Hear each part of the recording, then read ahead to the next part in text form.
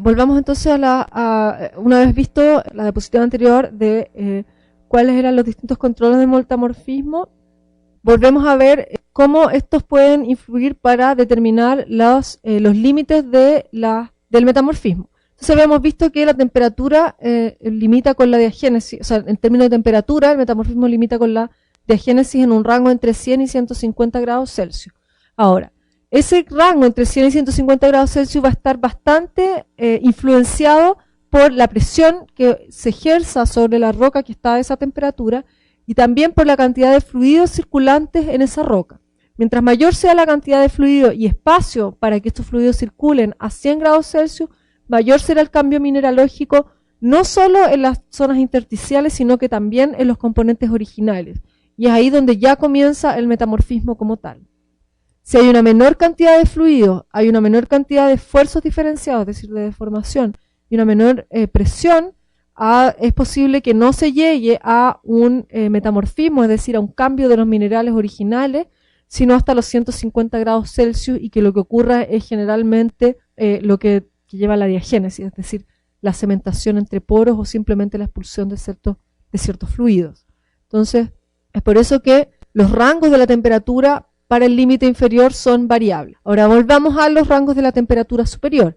Para esto genera lo mismo. El paso desde una roca para pasar al fundido es una reacción que es bastante complicada de obtener normalmente, digamos, en la naturaleza y requiere de otros mecanismos adicionales.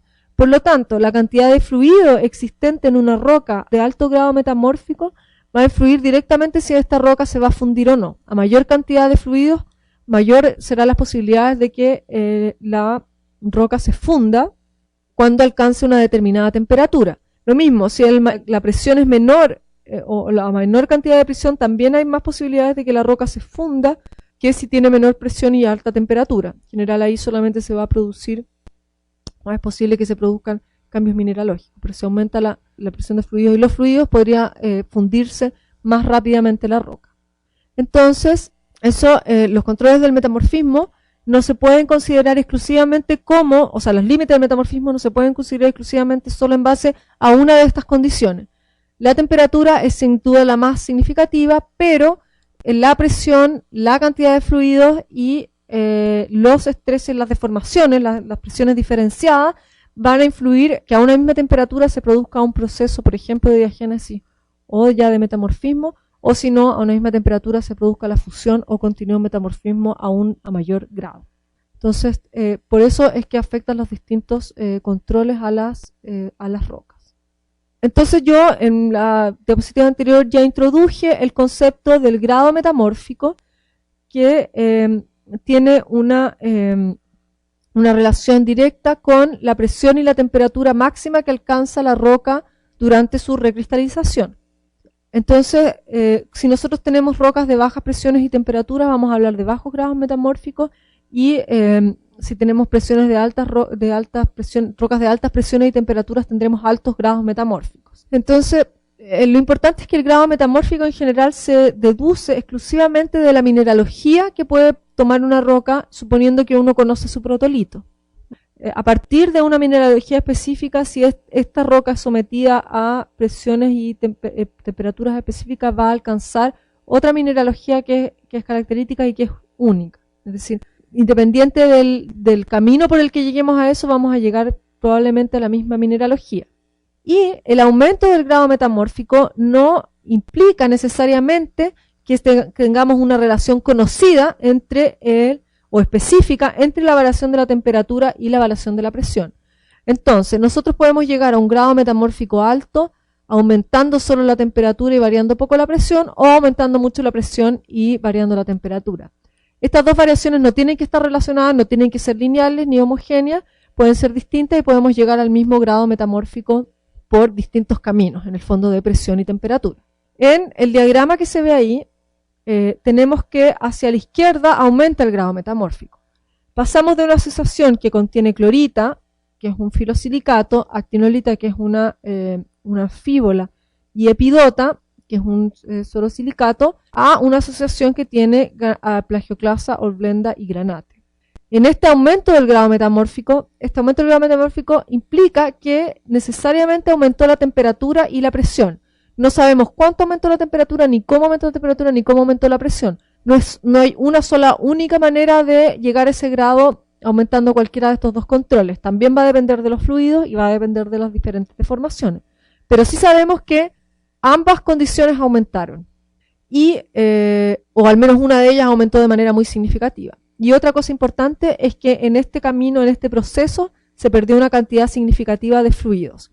Porque los minerales que están a la derecha son mucho más hidratados, es decir, contienen mucha más agua en su estructura que los minerales que están a la izquierda de la reacción, que a excepción de la horblenda no tienen prácticamente agua ni volátiles incorporados en sus redes cristalinas. Entonces, así es como nosotros podemos definir el grado metamórfico y qué es lo que implica saber que tenemos un grado metamórfico mayor o menor, que es lo que podemos esperar de identificar estos dos procesos en las diferentes muestras o rocas metamórficas. Acá tenemos una tabla que asocia los cambios mineralógicos que ocurren en una roca básica a medida que aumenta el grado metamórfico. Los cambios mineralógicos, dependiendo del grado metamórfico, van a depender exclusivamente de cuál era la mineralogía original o qué tipo de roca, cuál era el tipo de roca original que comenzó a metamorfizarse, es decir, a transformarse, ¿ya? Entonces vemos que en una roca básica, que puede ser un basalto, un gabbro, vamos a tener en las primeras etapas la generación de plagioclasa con alto sodio, como la albita, se va a generar la epidota, la actinolita y la clorita. Estos minerales son minerales bastante hidratados y de composiciones más bien alcalinas. También podemos, en algunos casos, en algunas rocas, se pueden generar biotita, cuarzo y fengita, que es una mica blanca. Eso va a depender en general, la generación de la biotita, el cuarzo y la fengita, va a depender de la cantidad de fluidos externos, porque la roca no tiene mucho sílice, no tiene mucho potasio como para generar estos minerales. Eso es lo que ocurre cuando estamos en un grado metamórfico equivalente a las fases quitos verdes. Vamos a ver después qué es lo que significa eso, pero estos son en general presiones bajo los 2 kilobares y temperaturas bajo los 300 grados Celsius. Vamos a ver después el diagrama que relaciona la presión y la temperatura con estos grados. A medida que aumentamos el grado metamórfico, es decir, aumentamos ya sea la presión o la temperatura, va a desaparecer la plagioclasa sódica y va a comenzar a aparecer la plagioclasa cálcica. En general, y a medida que aumenta la temperatura va a tener más calcio la plagioclasa, porque va a ser más estable, mayores temperaturas son más estables las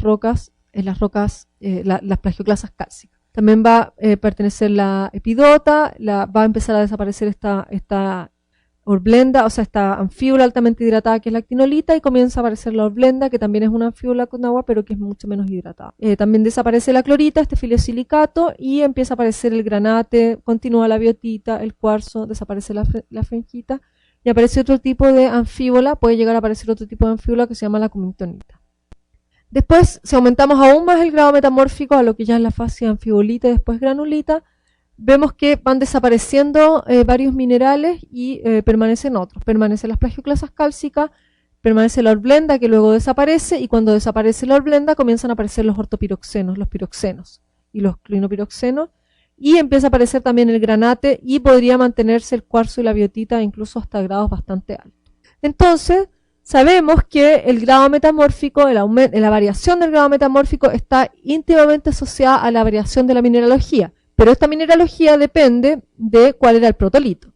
Abajo, en la parte inferior de la tabla, tenemos las mismas zonas, pero asociadas a rocas pelíticas, es decir, recordemos, las rocas pelíticas eran rocas clásticas sedimentarias con una fracción muy fina. Estas rocas plásticas sedimentarias, a diferencia de las rocas básicas, contienen bastante cuarzo y contienen bastante feldespato y feldespato potásico. Entonces los minerales que se van a generar son diferentes. Primero, a los grados más bajos vamos a tener clorita, a medida que aumentamos presión y temperatura, biotita, después va a aparecer la biotita, va a aparecer el granate, luego comienza a aparecer la austaurolita y la cianita, la cinimanita y la muscovita, y así para terminar en una zona que se llama cordierita y granate, que es la zona de más alto metamorfismo, o sea, de mayor presión y temperatura para una roca metapelítica. Entonces, si nosotros vamos a una roca que sabemos que era sedimentaria clástica fina y encontramos estaurolita y silimanita, que son minerales muy diagnósticos, podemos saber que estamos en un grado metamórfico similar al que si vemos una roca básica, que era básica y que tiene horblenda, anfíbola horblenda o tiene plagioclasa cálcica, ¿ya? Entonces, es interesante que a partir de la mineralogía exclusivamente nosotros podemos saber, tenemos un indicio, un primer indicio, solamente de mirar la mineralogía, de cuál era la presión y la temperatura. Ahora vamos a ver más adelante la relación mineralógica de estas fases que salen aquí, esquitos verdes, anfíbola y granulita, y los distintos rangos de presión y temperatura. Las fases metamórficas fueron definidas muy tempranamente en el estudio de las rocas metamórficas, y lo que Scola definió inicialmente como una fase metamórfica es que en una roca o formación rocosa que alcance el equilibrio químico mediante el metamorfismo a una presión y temperatura constante, la composición del mineral depende solo de la composición química del protolito. Es decir, eso es lo que yo le estaba mostrando recién. Si nosotros tenemos un protolito y lo sometemos a una cierta presión y temperatura y la roca es capaz de librarse en el sistema, es decir, que no haya los intercambios de elementos entre minerales es igual para ambos lados, digamos, vamos a tener una mineralogía específica de ese protolito. Y cualquier protolito que lo sometamos a la misma presión y a la misma temperatura va a generar la misma mineralogía, ¿ya? Independiente de dónde esté la roca y cómo sea, siempre la mineralogía va a ser similar si es que el protolito corresponde, por ejemplo, a una roca básica, a una roca pelítica, a una roca carbonatada. Vamos a llegar siempre al mismo resultado, independiente por el camino que nos vayamos de presión y temperatura. Entonces, esta definición de las fases de Scola, que no ha tenido un cambio significativo con el tiempo, aunque su interpretación es bastante amplia, tiene dos esferas en las que puede aplicarse.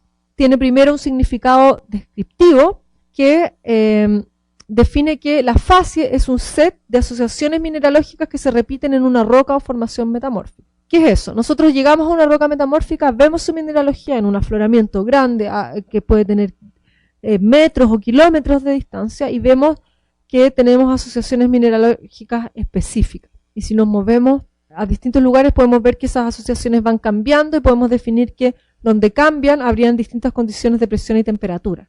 Entonces, cuando estamos en una fase metamórfica para una roca específica, estamos hablando de que siempre vemos la misma asociación o muy similares asociaciones mineralógicas en esta roca. Y la fase tiene un significado que es también muy importante, que es su significado interpretativo, es decir, lo que nosotros definimos que ocurrió para que veamos esa mineralogía. Y lo que podemos hacer es que a partir de estas asociaciones mineralógicas se puede derivar un rango de presión y temperatura a las que estuvo sometida la roca o formación. ¿Eso qué implica? Que nosotros tenemos una secuencia de generación de minerales específica a medida que aumenta la presión y la temperatura. Y no podemos generar estos minerales de manera, un orden diferente a ellos. Sabemos que el grado metamórfico aumenta si es que nosotros pasamos de tener una plagioclasa sódica como la albita, a una plagioclasa cálcica como la oligoclasa y la andesina. Si nosotros vemos que una roca primero tiene albita y luego tiene, avanzando a otro lugar, tiene oligoclasa y luego andesina, sabemos que solamente puede haber aumentado el grado metamórfico y no haber bajado. Es decir, solamente pudo aumentar la presión y la temperatura y no pudieron haber descendido porque las transformaciones que ocurren con los aumentos de presión y temperatura conllevan a esa variación mineralógica y no otra. Si pasamos en una roca metapelítica de clorita, desaparece la clorita y comienza a aparecer biotita y granata, sabemos que aumentó el grado metamórfico y no que disminuyó, es decir, aumentó la temperatura. Ese es el significado interpretativo de las fases metamórficas. Eso es lo que podemos nosotros derivar. ¿Cuál es el rango de presión y temperatura asociado a esa mineralogía específica? Veamos entonces cuál es el significado descriptivo de las fases metamórficas. Vamos a volver a ver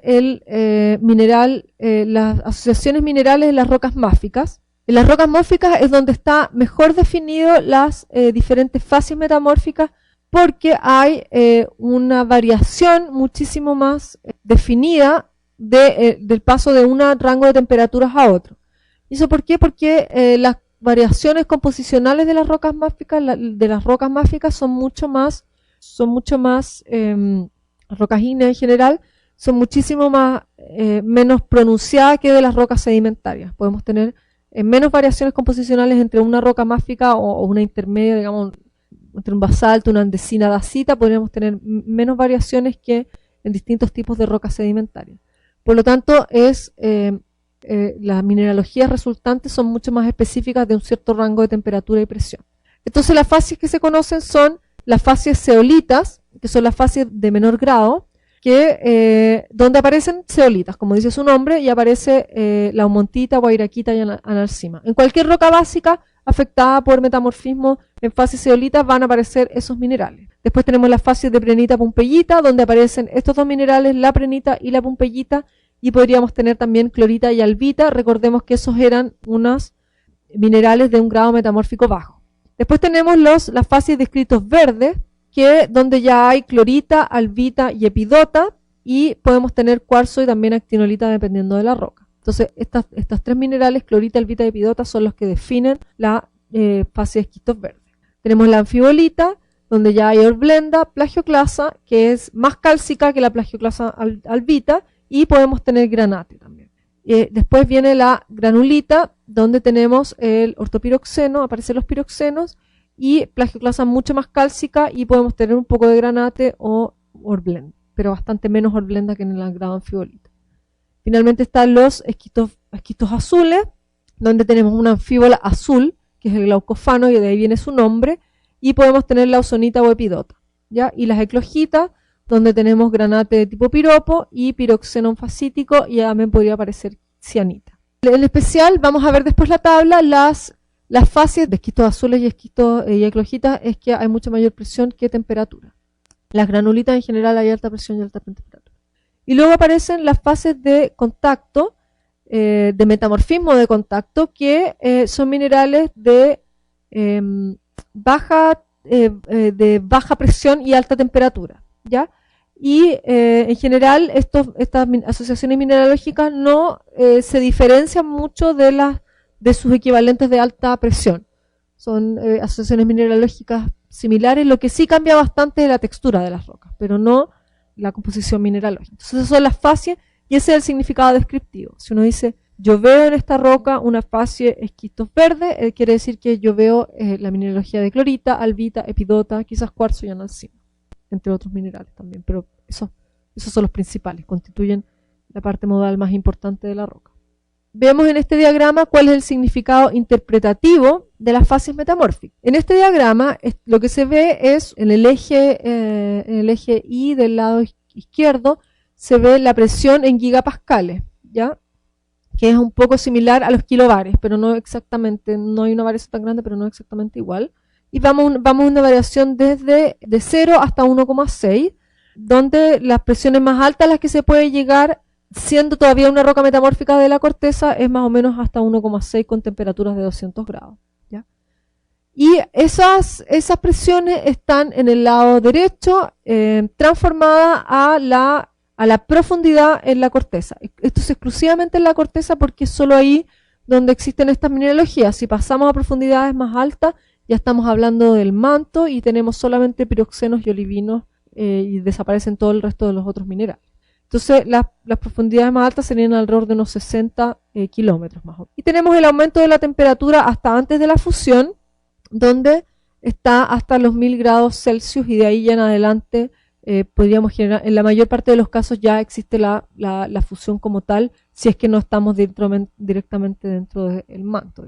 Entonces vemos que las fases de las zeolitas corresponden a presiones bajas y a temperaturas bajo los 200 grados Celsius, que es el rango que está acá.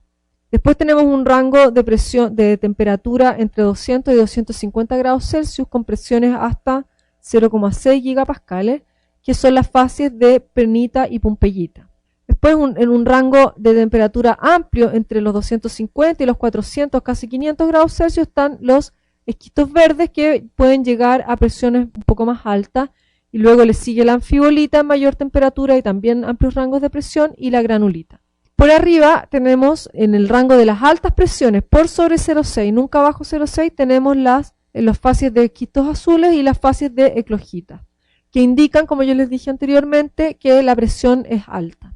Entonces, y tenemos acá esta zona prohibida, en el fondo que no hay ninguna roca que pueda soportar una mayor presión que eso. En general no se van a dar esas mayores presiones en la corteza, sino ya va a estar en el manto y no va a ser una roca cortical. La línea amarilla que está acá define cuando se funden los granitos con mucho fluido. Entonces, si llegamos a esta zona de presión, de temperatura, que es alrededor de los 650 grados Celsius, 600 grados Celsius, con un alto contenido de agua, podemos llegar a fundir la roca antes de seguir avanzando a grados metamórficos más altos. Eso es lo que da origen, por ejemplo, a lo que vimos antes de las migmatitas, que podría dar origen a eso. Entonces, si nosotros decimos que tenemos una roca en fase anfibolita, estamos hablando de que tenemos una temperatura por sobre los 500 grados Celsius y tenemos un rango de presión entre los 2,02 y 1,2 gigapascales. Si hablamos de que tenemos una roca eclogítica, solo podemos estar hablando de presiones que están por sobre 1,2 gigapascales y temperaturas que están por sobre los 600 grados Celsius. Entonces la eclogita corresponde al más alto grado metamórfico que existe. Lo mismo para la granulita, que exige temperaturas por sobre los 700 grados Celsius. Y acá abajo se ve los equivalentes de baja presión, que son los equivalentes del metamorfismo de contacto, que pasan de albita epidota a horblenda, piroxena y después sanidinita, que es un tipo de feldespato específico. ¿Ya? Entonces, si estamos en Hornfels de horblenda, sabemos que estamos en unas fases de alta temperatura o temperatura media y baja presión. Entonces vemos que la eclogita y el esquisto verde definen las fases de alta presión y que también son llamados de alto grado metamórfico. Después tenemos las zonas de presión media o de grado metamórfico medio también llamados, que son la serie de los esquistos verdes, los esquistos, las anfibolitas y las granulitas. Y tenemos las fases de baja presión, que son los Hornfels, en realidad las fases de contacto. Y finalmente tenemos las fases de bajo grado metamórfico, ¿ya? Que son las fases de zeolita y prehnita pompeyita, donde tenemos baja temperatura y baja presión, sobre todo baja temperatura. ¿Ya? Podemos llegar incluso llegar a unas presiones más o menos altas, pero en baja temperatura siempre. ¿Ya? Entonces, así es como podemos definir interpretativamente qué es lo que nosotros derivamos a partir de la mineralogía específica de la roca. Otro significado interpretativo interesante que en el caso de los países andinos generalmente sirve mucho para el estudio es cómo podemos nosotros poner estas fases en el contexto de la subducción, de la convergencia de placas. Sabemos que en los márgenes como el andino tenemos una placa oceánica que se subducta bajo una placa continental. Bien, los metamorfismos que se van a producir en la corteza continental y oceánica se distribuyen de esta manera. En las capas superiores, bajo las rocas sedimentarias, digamos, vamos a tener las fases zeolitas y también las fases de prehnita pompeyita. Cuando estamos cerca de los arcos volcánicos, donde se produce el magmatismo asociado a la convergencia, vamos a aumentar el grado metamórfico y vamos a producir las fases de esquistos verdes, ya con una mayor temperatura, no necesariamente tan alta presión. Vemos que podemos tener esquistos verdes a profundidades bajas, pero con alta temperatura generada por este arco magmático. Y a medida que esto se profundiza, vamos a llegar a las anfibolitas, y a las granulitas con alta temperatura. En la zona donde se produce la subducción no hay alta temperatura, las temperaturas son bajas, pero sí hay muy altas presiones. Ahí tenemos el desarrollo de las fases de esquistos verdes, que son, de esquistos azules y eclogitas, que son las que están acá. Recordemos que el paso de una fase esquisto azul o anfibolita a una eclogita genera una deshidratación importante y esta es la que da origen finalmente a los magmas de arco o de zonas convergentes. Pero eso es otro tema que no vamos a ver bien aquí en profundidad. Y dentro de la corteza oceánica podemos llegar a tener las fases de esquistos verdes a profundidades importantes. Y en las partes superiores tenemos fases de prehnita pompeyita y de zeolita. Entonces, esto es también el significado interpretativo. Si nosotros encontramos rocas que sabemos que pertenecían a antiguos márgenes convergentes, vamos a encontrar estos cinturones metamórficos con esas distribuciones y se sabe que en profundidad es eso lo que, o sea, se estima que eso es lo que se desarrolla en una zona de subducción. Entonces de ahí podemos tener una interpretación a partir exclusivamente de la mineralogía producida por los cambios metamórficos, por los aumentos de presión y temperatura. Una vez que hemos visto qué es lo que significa un metamorfismo, qué es lo que significa el grado metamórfico, cómo este varía y cuál es el significado que puede tener una fase metamórfica, vamos a revisar brevemente cuáles son los distintos tipos de metamorfismo. Entonces, habíamos visto que de manera importante la mineralogía final influye el protolito, la mineralogía del protolito, dice cuál era la roca original, pero también influye mucho cuál es el tipo de metamorfismo. ¿Y por qué se diferencian los diferentes tipos de metamorfismo? Se diferencian porque pueden tener altos gradientes termales, altos gradientes de presión, altas deformaciones o alto contenido de fluido. Eso va a determinar uno u otro tipo de metamorfismo. Vamos a ver uno de los metamorfismos que es más evidente en la superficie terrestre, que es el metamorfismo de contacto.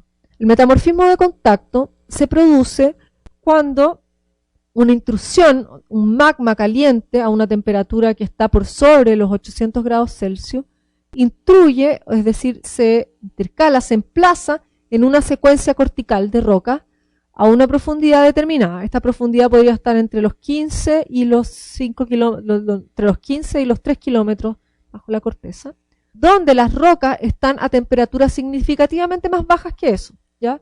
Las temperaturas no alcanzarían a llegar, no sé, a los 600, 500 grados Celsius. Mientras menor profundidad alcance la intrusión magmática, mayor podría ser el contraste con la roca de caja, donde se intruye este magma, y mayor podrían ser los gradientes entre el intrusivo, digamos, y las rocas circundantes, por lo tanto mayor podría ser la diferencia de temperatura y las transformaciones mineralógicas. Asimismo, las transformaciones mineralógicas o los grados metamórficos, las fases que encontremos, van a variar dependiendo de la cercanía o lejanía que tengamos con respecto al intrusivo, como se ve en la figura. Otra característica importante es que tenemos altas temperaturas y muy bajas presiones, ¿ya? ¿Por qué? Porque estamos en rocas que están a niveles corticales no tan profundos.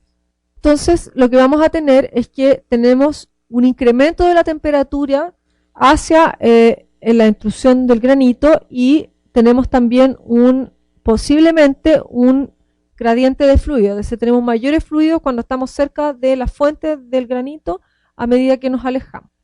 El ejemplo que está acá está dado con rocas carbonatadas y pelíticas, porque ahí es donde se diferencia mucho mejor la evolución del metamorfismo, pero se puede dar también de manera importante en rocas básicas. También existen lo que se llaman las aureolas de metamorfismo de contacto, es decir, nosotros definimos zonas de diferentes fases, de diferentes grados metamórficos que son concéntricas en relación al intrusivo. Aquí están vistas solamente en un corte transversal. Si las viésemos en un corte, en una vista aérea, por así decirlo, veríamos anillos concéntricos relacionados a la intrusión. Entonces lo que tenemos es un incremento de la temperatura y tenemos una variación de las zonas. Podemos tener acá una zona de Hornfels, que es la de más alta temperatura. Después tenemos una zona de cordierita silimanita, de biotita andalusita y de muscovita clorita. Quiero que retengan eso en mente. Vamos a volver atrás a la diapositiva donde veíamos las zonas de las rocas pelíticas. Acá tenemos Hornfels, después Hornfels que incluyen anfíbola y granate, cordierita silimanita, biotita andalusita y muscovita clorita. Si volvemos atrás, acá la definición, vamos a ver que acá tenemos la zona de Hornfels, que podía corresponder a cordierita y granate, o feldespato potásico y silimanita. Acá tenemos las zonas de cianita y silimanita. Cianita y silimanita, recuerden que estaban un poco más lejanas. Y después tendremos las zonas de biotita y clorita. Esto entonces indica que hay una baja hacia acá en el grado metamórfico, que en este caso solamente implica una baja en la temperatura porque las presiones son similares para todas las rocas. Tenemos acá entonces esta variación. Y si tuviésemos rocas sedimentarias clásticas, tendríamos primero una cuarcita y después ya el protolito como tal. Y cuando nos alejamos suficiente del granito, tenemos solamente el protolito, es decir, las lutitas, las calizas o las calizas, las lutitas arenosas o simplemente las areniscas. entonces estas aureolas tienen una mineralogía homogénea. Como caso específico del desarrollo de una aureola de metamorfismo de contacto en rocas carbonatadas o pelíticas con alto grado de carbonato, nosotros podemos tener el desarrollo de un skarn. Un skarn es un tipo de depósito metálico en que el metamorfismo de contacto, acompañado por una gran cantidad de fluidos que pueden provenir también de la intrusión, fluidos magmáticos e hidrotermales, al encontrarse con una trampa, digamos, de carbonato, puede generar una gran precipitación de metales y dar origen a un yacimiento de tipo skarn, que puede ser rico en cobre, en fierro, en tungsteno, en estaño, en zinc, dependiendo de la mineralogía específica del intrusivo y de las rocas encajantes, ¿ya? Entonces, este metamorfismo de contacto es un tipo de metamorfismo que genera de manera relativamente frecuente depósitos metálicos de importancia económica metálica. Cuando los encontramos, por ejemplo, asociados a sistemas porfíricos, podemos ver eso. Después tenemos otro tipo de metamorfismo que se llama el metamorfismo regional, que se refiere a regional porque afecta vastas regiones de roca con una extensión lateral muy importante. Abarca regiones y no zonas pequeñas. Veamos que estas aureolas de contacto en general tienen entre 1 kilómetro y 3 kilómetros de diferencia en relación al plutonio. Eso tiene que ver con el tamaño de la intrusión. Tampoco pasa, generalmente no pasa de las dimensiones de más de 10 kilómetros. Los metamorfismos regionales abarcan zonas de cientos de kilómetros, ¿ya? Por eso se llaman regionales. Y abarcan también grandes variaciones de grados metamórficos. Podemos tener grados metamórficos muy bajos hasta otros muy altos. Y se subdivide en los metamorfismos orogénicos, que los vimos recién un poco en la parte de la definición interpretativa de las facies. Los metamorfismos de carga, que están asociados a zonas de subducción, metamorfismos orogénicos que están asociados a la subducción y a la generación de magmas en estos márgenes convergentes. Tenemos los metamorfismos de carga, que están asociados al enterramiento de las rocas, a la liberación de los fluidos y al aumento de la presión y la temperatura y la circulación de estos fluidos liberados. Y tenemos en los metamorfismos de piso oceánico, se generan en las rocas de la corteza oceánica cuando interactúan con el agua de mar. El agua de mar penetra en las rocas de la corteza oceánica y a medida que penetra aumenta su temperatura, y cuando aumenta su temperatura va generando un cierto tipo de metamorfismo, interacción entre los fluidos acuosos y las rocas, y va cambiando la composición de las rocas. El metamorfismo orogénico, tenemos acá a la derecha una gráfica tomada de Winter del 2010, donde se muestra cómo es el metamorfismo orogénico. Este metamorfismo es también concéntrico, como si fuese un metamorfismo de contacto, pero no se le llama metamorfismo de contacto porque no está asociado a una intrusión específica, a un granito, sino que está asociado a esta cadena de volcanes, a esta cadena de cámaras magmáticas que se genera en los márgenes continentales. Y su grado también disminuye a medida que uno se aleja de estas cámaras magmáticas o de estas zonas de arcos volcánicos, a medida que se aleja del arco. Pasando desde fases granulitas, de lo que se ve en rosado, a fases probablemente esquistos o anfibolitas, a esquistos verdes en las zonas más alejadas, después a zonas de prenita pompeyita, lo que vendría a ser la parte azul, y a zonas de zeolitas, en lo que vendría a ser la parte verde, dejando algunas zonas sin necesariamente metamorfismo, y hacia las zonas de los primas de acreción, es decir, donde confluyen las dos capas, podrían volver a generarse metamorfismos de alta presión, como los que habíamos visto de esquistos azules y eclogitas, ¿ya? Esta zona de acá, entonces, en general no tendría muchísimo metamorfismo. En el sistema andino, tanto en Perú como en Chile, también se observa mucho en Colombia y Ecuador.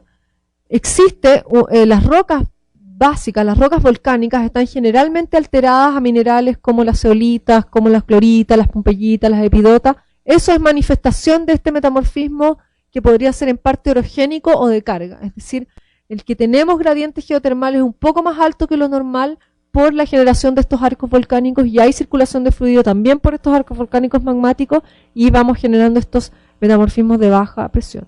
Si pudiésemos ir hacia en profundidad, hacia más cercano a las cámaras magmáticas, encontraríamos entonces ya facies anfibolitas y facies de granulitas que provocarían, digamos, aumentos de grados metamórficos. Entonces, esto es metamorfismo orogénico que se da a lo largo de muchos cientos de kilómetros en un área específica. También existe otro tipo de metamorfismo que, al contrario del metamorfismo regional, es sumamente localizado, que es el metamorfismo de zona de falla o dinámico. Las zonas de falla pueden ser muy extensas. Por ejemplo, en la zona andina, en prácticamente a lo largo de toda la cadena andina y también hacia América del Norte y América Central, se encuentran sistemas de fallas de una orientación más o menos norte-sur o más o menos paralela al margen de subducción, digamos, donde son fallas transcurrentes, es decir, fallas que no se mueven hacia arriba ni hacia abajo, sino de manera horizontal, paralela a esta convergencia de las placas. Estas fallas, que pueden ser muy extensas en kilómetros, producen metamorfismos muy localizados que pueden ser menos de un kilómetro hacia afuera de las fallas, mucho menos, 500 metros, 100 metros a veces, de distancia desde los planos de falla hacia el exterior, donde hay un estrés diferenciado muy importante y una altísima deformación en las rocas. ¿Ya? Primero se rompen las rocas, se generan clastos o brechas de roca, y cuando ya la cizalla es mucho más alta y comienza la deformación dúctil, empiezan a generarse nuevos minerales, e incluso puede llegar a producirse una fusión, si es que en el contacto de las fallas, donde se produce un vidrio que corresponde a un material que ha pasado por un estado fluido, digamos, por un estado de silicio y fundido silicio, y luego vuelve a cristalizarse rápidamente. En general, en estos casos no hay ninguna recristalización generada por la temperatura, sino más bien todo tiene que ver con la presión, y sobre todo la presión diferenciada. Nosotros vemos acá una diapositiva también tomada de Winter del 2010, donde vemos rocas estratificadas que son sometidas a una falla. La falla está pasando aquí por donde está pasando la flecha del mouse, el indicador del mouse. Ahí está la zona de la falla. Es ahí donde se está produciendo el movimiento, que es de este tipo, así de un movimiento probablemente sinestral, o sea, en el rumbo de la falla. Y en los primeros estadios, cuando la deformación es tan alta, produce una brecha. Que esto rompe la roca en distintos fragmentos muy angulosos, y estos empiezan a pasar unos por sobre otros y comienzan a deformarse y a orientarse. Estos rompimientos, estas brechas, tienen una extensión lateral muy limitada, que puede incluso ser de una decena de metros, no más que eso, o un par de metros, y en zonas muy amplias podría llegar hasta 100 metros, pero no pasa más de eso. Si el cizalla aumenta, es decir, la presión aumenta por sobre estas paredes, comienza a producirse ya una zona de milonita, donde tenemos una deformación más bien dúctil, tenemos recristalización importante de los minerales y orientación muy importante de estos minerales, y desarrollos de texturas muchísimo más avanzadas de metamorfismo.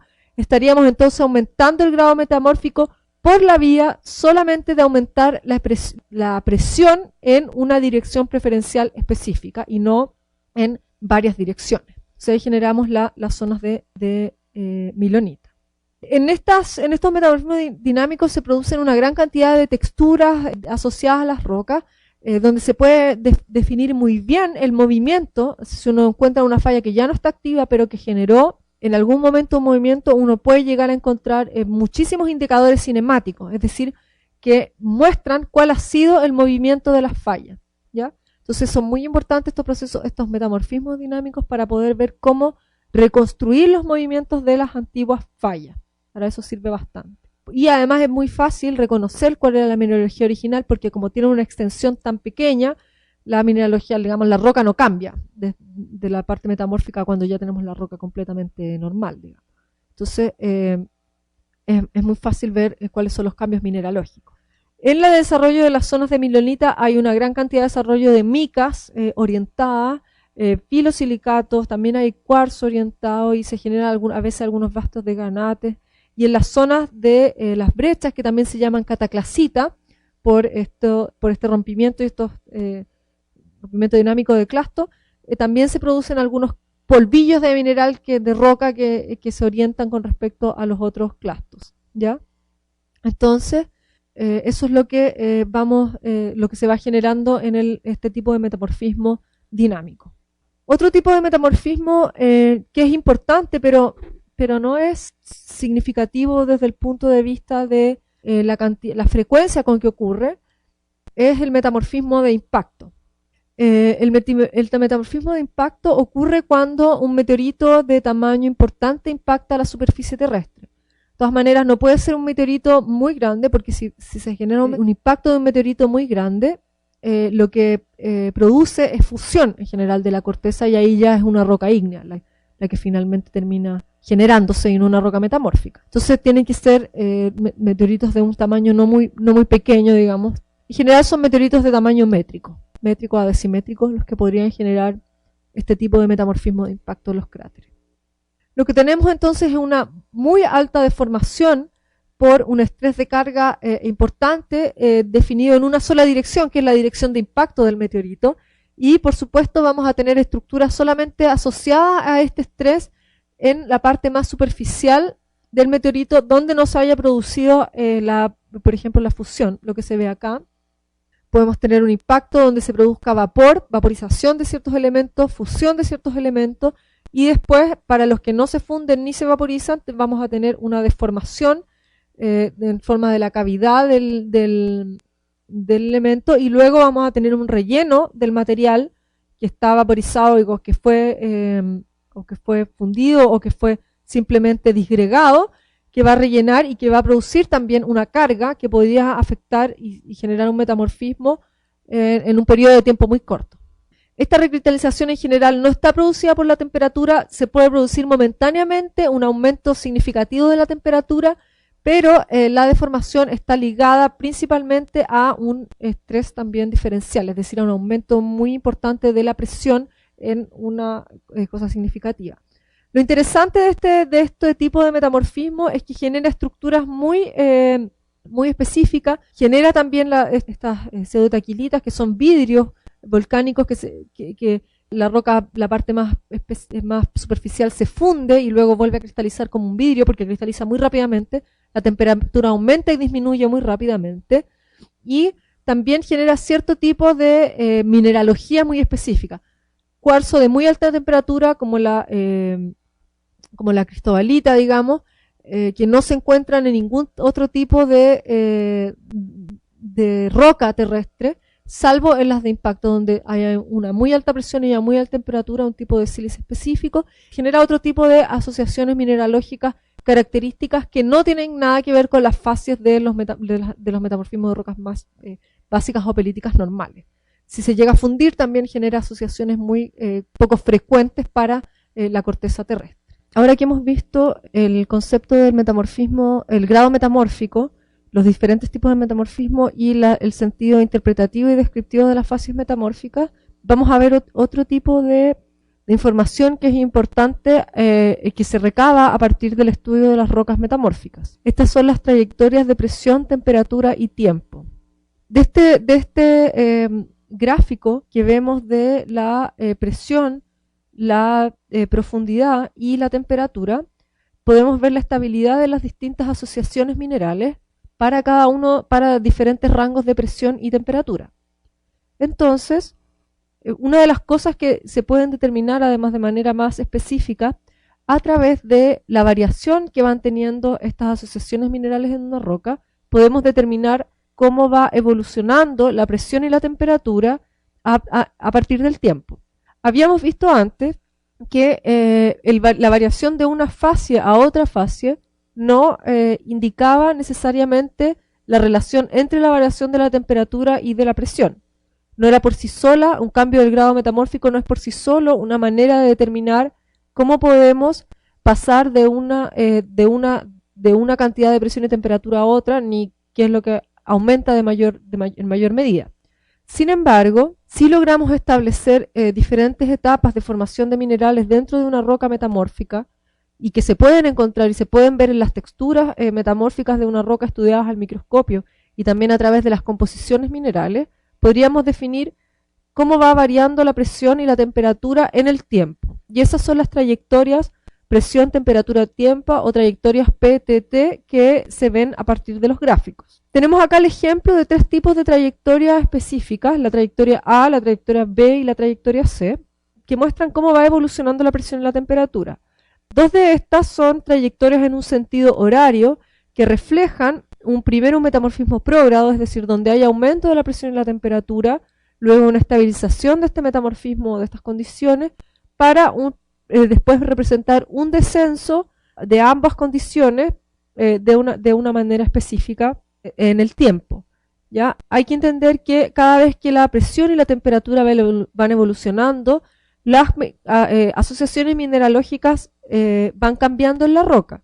¿Y cómo es posible determinar esto? Porque los cambios no son completos. Se quedan relictos de los minerales.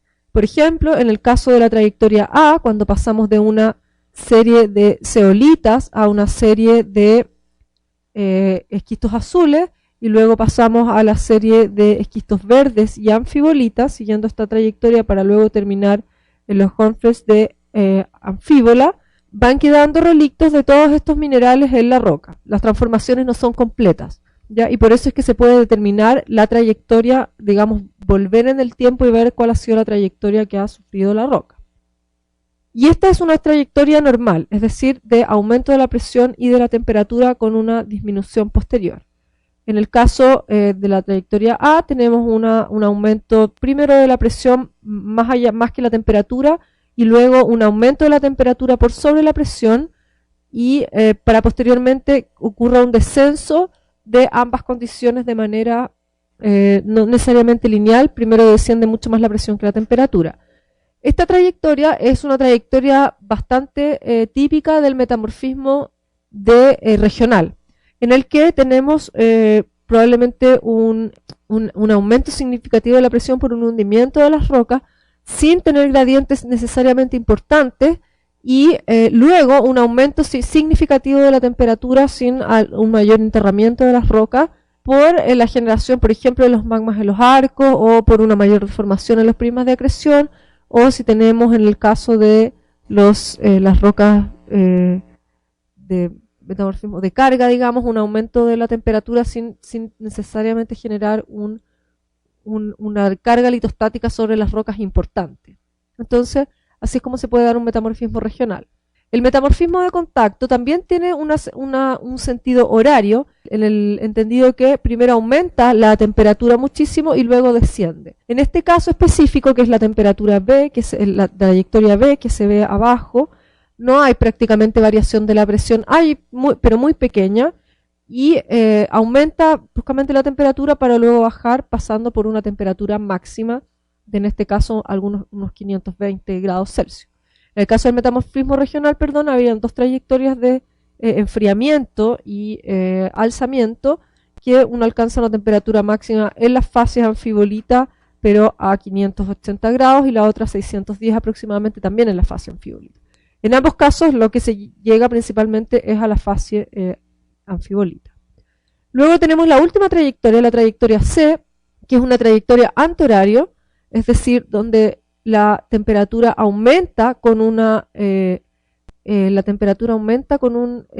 aumento de la presión, pero luego se produce una disminución de la temperatura que no conlleva necesariamente un aumento de una disminución de la presión, sino que puede mantenerse, digamos, de manera estable. Entonces, en este caso tenemos un tipo de metamorfismo que es metamorfismo granulita, en que la roca que comienza a metamorfizarse es ya una roca que tiene un alto grado de metamorfismo, que se encuentra a altas presiones y temperaturas, donde la presión aumenta significativamente, puede producir un enterramiento y también una alza en la temperatura, y luego, sin necesariamente bajar la presión, se va produciendo un descenso significativo de la temperatura, y que puede llegar incluso a temperatura cero sin siquiera bajar demasiado la presión. Esa sería una trayectoria en sentido antihorario, que es un tipo de metamorfismo más bien que ocurre en márgenes que no son convergentes, que pueden ser divergentes o intracratónicos, digamos, dentro de cratones estables de continentes. La trayectoria horario en general se produce para los metamorfismos regionales y también para los metamorfismos de contactos. Así es como evolucionan las trayectorias PTT. Entonces es una manera de obtener aún más información o información más detallada en relación a la evolución de las diferentes condiciones que han dado origen a las asociaciones mineralógicas que se observan en las rocas metamórficas. Entonces, a partir de datos ya un poco más establecidos de más asociaciones mineralógicas, de composición de minerales, uno puede hilar un poco más fino en cómo ha ido cambiando la presión y la temperatura.